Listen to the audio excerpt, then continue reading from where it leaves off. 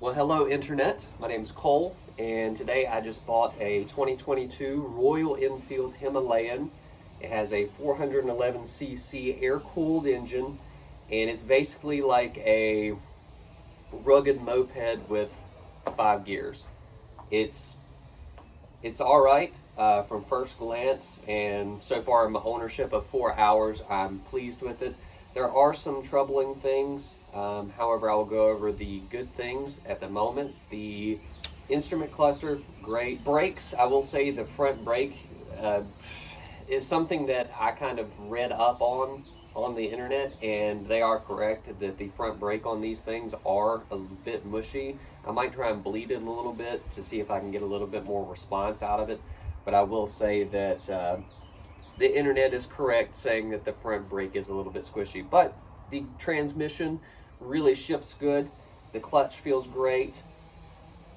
I will say that it's very comfortable to ride, and I've only ridden it probably 15 miles so far, so I can't say way too much as far as a long-term review, but this is just short-term, like I said, 4 hours.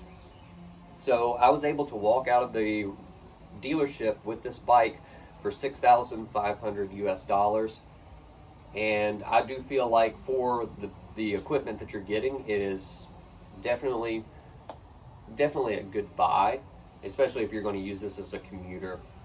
Like I said, it's very comfortable, and honestly, I thought that this thing would be a little bit more fragile, or I thought it would be more like a toy than it is. It actually does kind of simulate a real motorcycle, because I guess it is. So some things that I find troubling on this motorcycle is not just anything to do with the powertrain. I think the powertrain's great. I think it's very simple, very easy to maintain from what I understand and what I've read in the manual so far. However, when I started looking at some of the, I guess you would say, components, the things that I found were a bit troubling. The first thing is whenever I opened the fuel filler tank, I did see that there were flakes of paint that were possibly falling into the fuel tank itself. I'm not sure if they have, but I went in there and cleaned that out. But that is a quality control issue that I would like to bring up.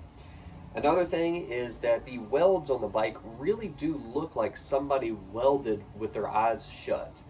And I don't mean that in being funny. I'm not trying to make a joke or anything. I literally think that somebody had their eyes shut on a Friday welding some of these components on, just as let's say where the saddle goes, right, on the frame. I mean, it's pretty terrible, and it looks like they didn't put enough heat into the welds. Now, it is kind of weird because in some parts you have too much wire feed and not enough heat, and in other areas on this frame you have too much heat, not enough wire feed, and the other areas you have too much wire feed, not enough heat.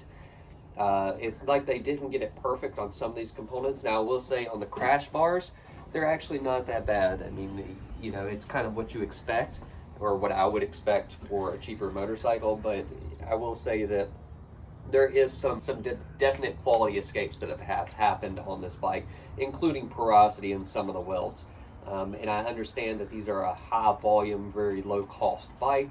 However, I would like to see them going forward make an investment into hiring qualified individuals to weld the components, or maybe automate, because these things are going to be welded on a jig, especially the frame. So I would imagine that they could probably spend a little bit more time cross-training their individuals, and may really bringing up the quality of their process.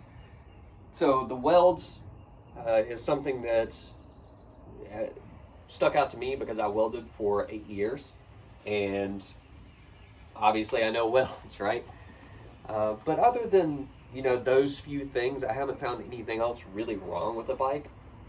I would just really like to voice, like, you are getting a budget bike. There are going to be some corners cut, and apparently on this bike, the corners that were cut were quality checks, and also kind of shoddy assembly, right? So I am surprised that this is the kit that you get for $6,500 brand new out the door.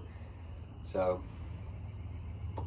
yeah, and there should be more to come after this. I want to answer all the questions that I didn't have answered whenever I was researching this, and whenever I come up to any sort of obstacle or transition, I will let you guys know.